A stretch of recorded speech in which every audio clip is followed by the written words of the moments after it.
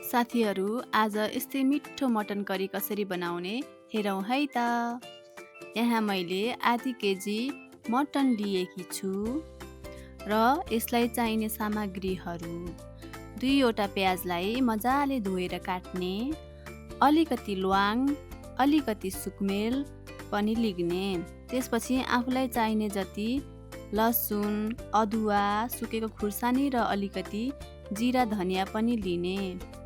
लास्टमा मटनको मासुमा धेरै टमाटर राख्नाले मटनको स्वाद राम्रोसँग आउँदैन। त्यसैले मैले आधी केजी मटनको लागि 2वटा मात्र टमाटर काटेर रेडी गरेकी छु। अब हामीले एउटा कराई बसाल्ने। त्यो तातिसकेपछि आफूलाई चाहिने जति तेल हाल्ने। मैले चाहिँ तोरीको तेल लिएकी छु। अब तेल तातिसकेपछि अघि रेडी गरेको ल्वाङ र सुकमेल फुराइदिने। त्यसपछि काटेर राखेको प्याज हाल्ने।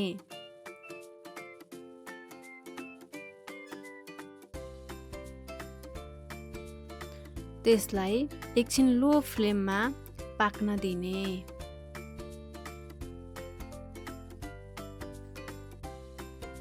त्यति बेलासम्म सुकेको खुर्सानी, अदुवा, लसुन र जिरा धनिया हालेर त्यसको पेस्ट पिनौँ है त।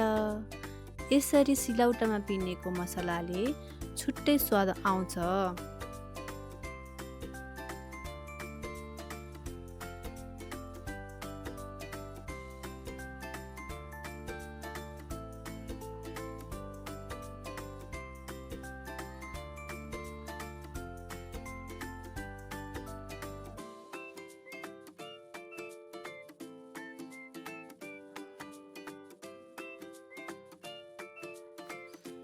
यता प्याज यत्तिको हल्का रातो भएपछि मटन राखिदिने र एकछिन लो फ्लेममा भुट्ने।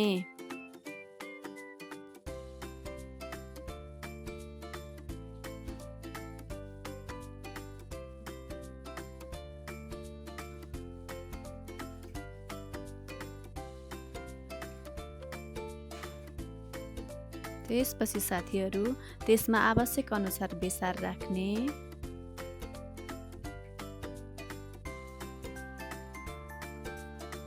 र आवश्यक अनुसार नुन राखिदिने।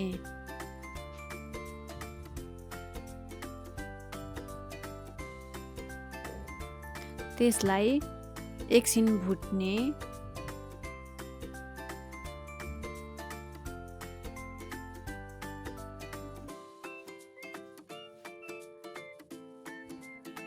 मजाले एकछिन भुटेपछि लो हिटमा छोपेर 15 मिनट जतिको लागि छोडिदिने। 15 मिनट जति छोपेपछि फेरि राम्रोसँग अर्कोतिर चलाएर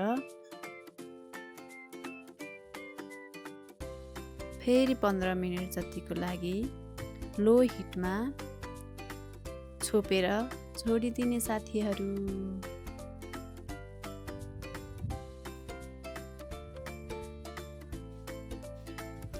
त्यसपछि साथीहरू अघि पिनेर राखेको अदुवा लसुनको पेस्ट राखिदिने।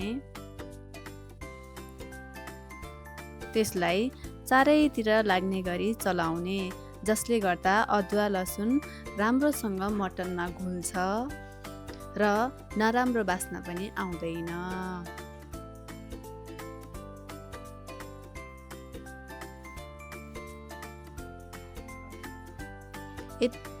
एकछिन यसलाई छोपिदिउँ है त।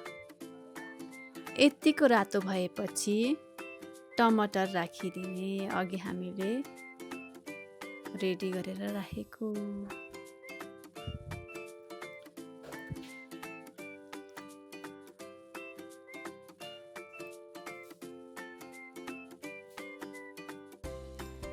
एकछिन छोपिदिउँ है त 3 मिनट जतिको लागि।